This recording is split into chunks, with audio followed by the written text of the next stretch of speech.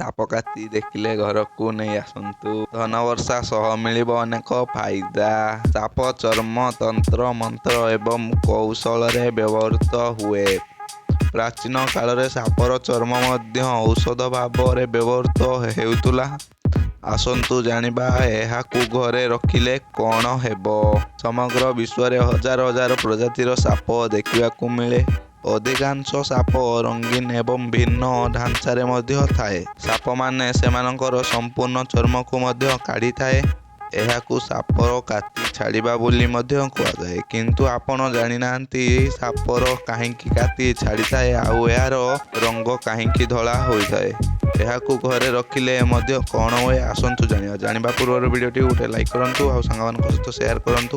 ବିଶ୍ୱାସ କରାଯାଏ ଯେ ସାପର ମୂଳ ଉଜ୍ଜ୍ୱଳ ରଙ୍ଗ ଏହାର ସ୍ଥିର ଚର୍ମ ମଧ୍ୟରେ ରହିଥାଏ ଏବଂ ଉପର ପରସ୍ତ ସାଧାରଣତଃ ସ୍ୱଚ୍ଛ ରହିଥାଏ।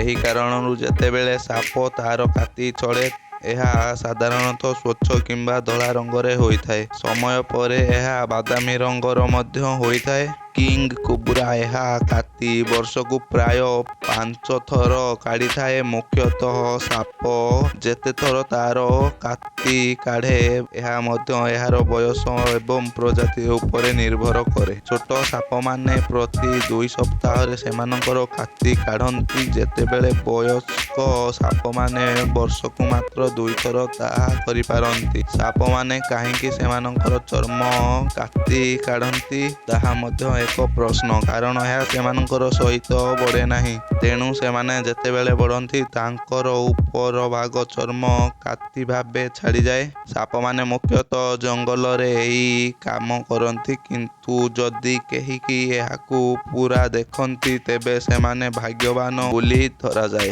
ଏକ ସାପ ଏହାର କାତି ଛାଡ଼ିବାର ଅନ୍ୟ ଏକ କାରଣ ହେଉଛି ପରଜୀବୀ କିମ୍ବା ପୋକରୁ ମୁକ୍ତି ପାଇବା। ପରଜୀବୀମାନେ ଚର୍ମରେ ଲାଗିଥାଏ ତେଣୁ ଯେତେବେଳେ ଚର୍ମ ଅପସାରଣ କରେ ଅଧିକାଂଶ ପରଜୀବୀ ଏହା ସଙ୍ଗେ ସଙ୍ଗେ ବାହାରି ଯାଆନ୍ତି। ଜଙ୍ଗଲରେ ସାପମାନେ ନିଜ ଶରୀରକୁ ପଥର ଗଛରେ କିମ୍ବା ଏକ ଉଦ୍ଭିଦର ଉପରେ ଘଷନ୍ତି। ଏହା ଶରୀରକୁ ଧୀରେ ଧୀରେ ବାହାର କରିବାରେ ସାହାଯ୍ୟ କରେ।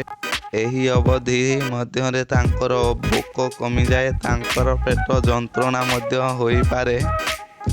କିନ୍ତୁ ଆପଣ ଜାଣିନାହାନ୍ତି କି ସାପର କି କାତିକୁ ଲୋକମାନେ କେତେ ପ୍ରକାର ଚର୍ମ ରୋଗ ପାଇଁ ବ୍ୟବହାର କରନ୍ତି। କେତେକ ବିଶେଷ ଜନଜାତି ଏହାକୁ ଚର୍ମ ରୋଗରେ ବହୁଳ ଭାବରେ ବ୍ୟବହାର କରନ୍ତି।